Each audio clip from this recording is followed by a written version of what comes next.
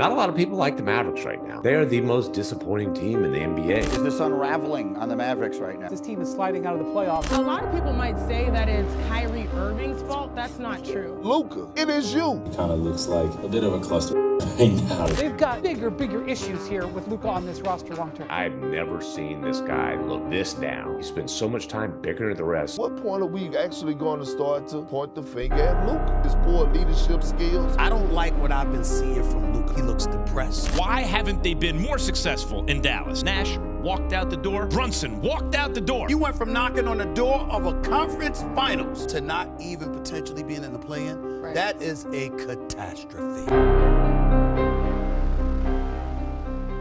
We are not supposed to be having these types of conversations. We are not supposed to be questioning whether or not Luka Doncic has the leadership ability to get it done, or if the Dallas Mavericks front office is ruining his young career. And after a Western Conference Finals appearance just last season, we were certainly not supposed to end this season questioning whether or not Luka Doncic will send shockwaves throughout the NBA and request a trade. So what's up, guys? Mike here, and if you have not heard, Bleacher Report this very morning, 1 hour ago, just said Luka Doncic might be requesting a trade in 2024. That is how dire this Dallas Mavericks situation has gotten. After a trade for Kyrie Irving, combining him with one of the greatest young players in the NBA in Luka Doncic, and also after making the Western Conference Finals last season. If Kyrie Irving leaves in this offseason, which it's looking like he very well might, this could be an absolute disaster, especially because Luka Doncic is without a doubt one of the greatest young players the NBA has ever seen. And to show you what I mean here, let's take a look at a list of every single player in NBA history who averaged at least 27 points, 8 assists, and 8 rebounds per game in their first 5 seasons. As you may notice, this list does not include Michael Jordan, LeBron, Magic, Bird, Duncan, Shaq, Kareem, Wilt, etc. It has one name, Luka Doncic. And so when you combine this with the fact that Luka has also been named to the All-NBA first team 3 times in his first 4 seasons, there is certainly a case to be made here that on paper, Luka Doncic is the greatest individual talent at this young of an age we have ever seen. And this year, averaging 32.7 points, 8.7 rebounds, and 8.1 assists per game, Luka is certainly on pace to get his 4th first-team All-NBA appearance, except there is one problem. He might miss out on that award because in a crowded field, voters might not want to vote for a man who is missing the playoffs. We have watched as the clear greatest young player of this generation suffer through a season that could only be described as a nightmare because of one of 2 things. You could either blame the Dallas Mavericks, the horrible franchise that has made mistake after mistake, or you can blame Luka Doncic and his on-court actions. By the way, guys, I am very excited to announce that I now have a radio show on Amazon Amp. Download Amazon Amp and follow me on my profile because every single day, Monday through Friday at 2 p.m. Eastern, I am going live for at least 1 hour. And in that hour, you are able to call in and talk to me about anything basketball related. I'm definitely going to have a topic in mind going in. For instance, right now we are talking Luka and Kyrie. Guess what? On Monday at 2 p.m. Eastern, you have the chance to tell me anything you want about this situation. Again, guys, my own show, it would be awesome if you could show support and go follow me and download Amazon Amp. Thank you. And for now, let's get back to the video. Looking at what the Dallas Mavericks have done for Luka, for some reason, Kristaps Porzingis and Luka could never seem to get it right on the court, but never said a bad word about each other. They were very professional about the situation. And once Dallas traded away KP and did not get enough trade value back in return, Porzingis has now emerged in Washington this season, averaging 23 points and 8.4 rebounds per game. At the time, Luka was blamed in part because of the fit. But we also know that after an incredible playoff run where the Mavericks took down the Phoenix Suns and reached the Western Conference Finals just last season, they chose to let their second best player, Jalen Brunson, walk away despite knowing him the best out of everyone. It was the Mavericks who saw Jalen Brunson practice each each and every day, and they saw him raise his stats in the playoffs. Remember,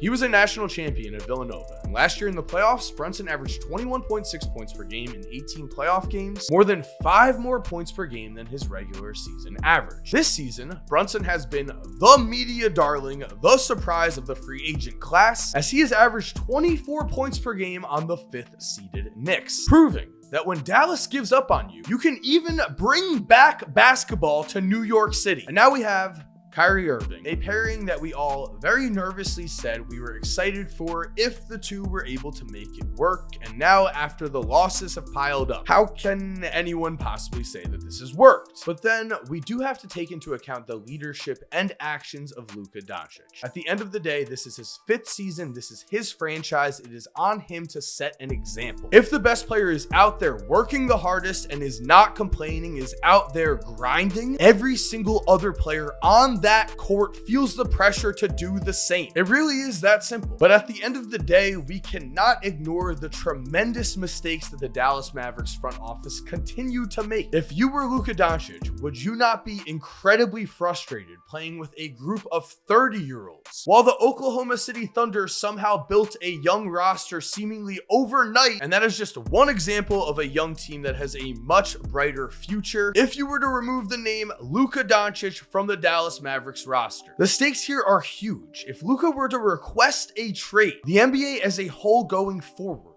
would drastically change, and I think we really are on the verge of something like that happening, because I dove back into NBA history to look at just how rare this was. How rare is it for a 5th-year young superstar to suddenly play on a team that is barely making the playoffs or misses the playoffs? And after doing as much digging as possible, I have to say that this is not normal in any way. Luka's progression before this was very normal. By the way, if you are enjoying this video, it would be awesome if you could subscribe and turn on post notifications. We are on the grind to 2 million subscribers here. Thank you. And now let's get back into the video. But if we were to take a look at a list of every single young top player the league has ever seen: Michael Jordan, Kevin Durant, LeBron James, Steph Curry, Tim Duncan, Shaq, Bird, Magic. The list goes on and on here. Once the success starts to roll in, unless you have an injury year like Kevin Durant in 2015, you generally continue to just have success at the highest level. The reason for that is that all of these players had great teams around them. None of them had a roster anywhere close to the level of the roster that Luka is working with. And this is year 5. The Mavericks have no excuses here. I know a lot of people are pointing at Luka Doncic and the way he is conducting himself on the court. The thing is, though, for the Slovenia national team, we have heard nothing but Luka is the greatest leader ever. And it's also at this point where I really want to slow down for a second and just say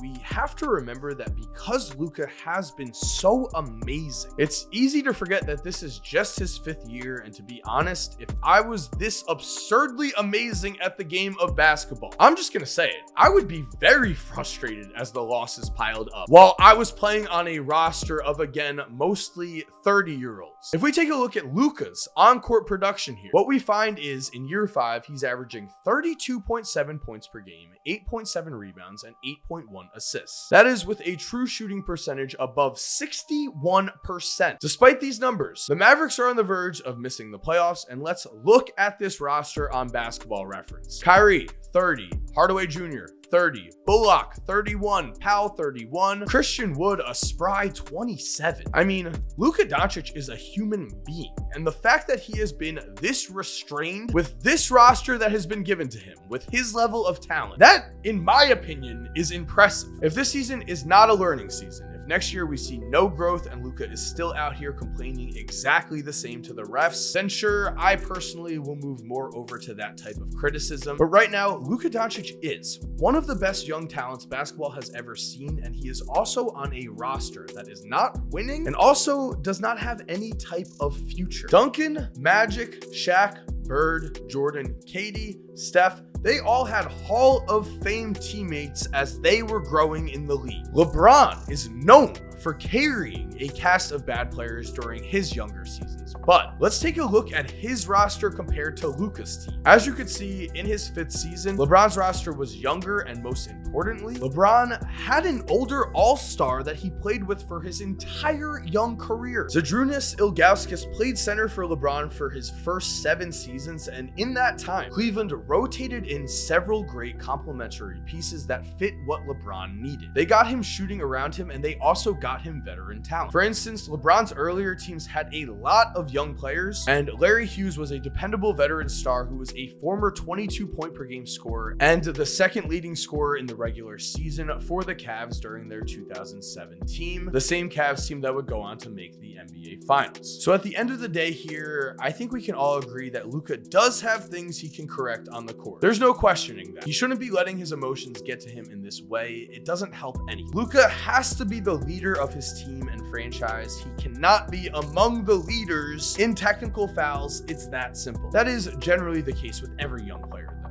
Every young player has something they need to fix, but at least individually for Luka, there is hope, and we can find that in the form of a 26-year-old Kobe Bryant, which is why I want to bring up the often forgotten 2005 Lakers, a team that won just 34 games despite Kobe Bryant playing in 66 of them. That was Kobe in his absolute prime. That was Kobe the year after Shaq left, when he had everything to prove, and the media gave Kobe a bit of a pass because Shaq did leave. But is that really an excuse when you're talking about an all-time great? Your star teammate left and you couldn't step up enough to get to the playoffs? We unfortunately saw with Russell Westbrook that in 2015, when Kevin Durant went down with the Thunder and the Thunder ended up missing the playoffs, Russ proved that he was not able to carry the team by himself, and that showed for the rest of his career. On the other hand, Kobe Bryant took this 2005 season upon himself. He grew up as a man and realized that he was being way too much of a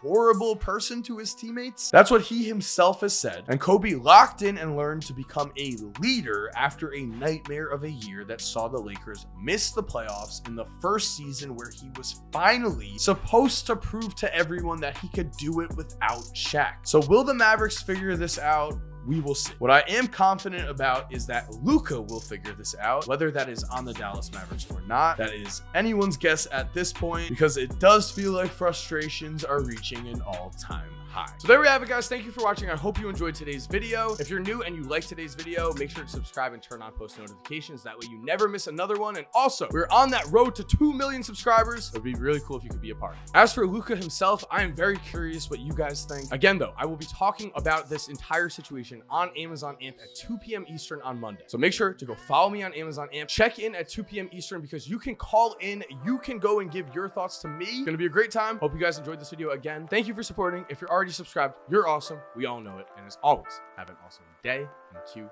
that music. If you're still here while the music is cued, here are 2 videos I think you are definitely going to enjoy. I mean, personally, I think the one on the left might be more your style, but the one on the right looks pretty awesome too. Click one, let me know what you think. And again, have an awesome day.